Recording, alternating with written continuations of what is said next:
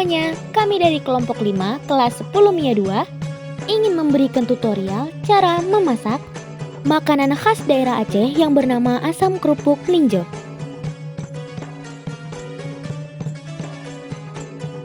Asam kerupuk melinjo merupakan makanan khas Provinsi Nanggroe Aceh Darussalam yang sudah dikenal dan ramai digemari banyak masyarakat luar karena bahan pembuatan dari makanan ini yang sangat mudah didapat sehari-hari.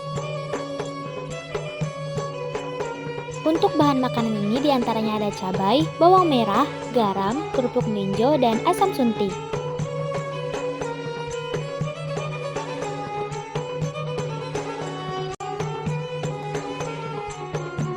Untuk proses pertama, siapkan bahan yang telah ditentukan seperti cabai, bawang merah, garam, kerupuk melinjo, serta asam sunti.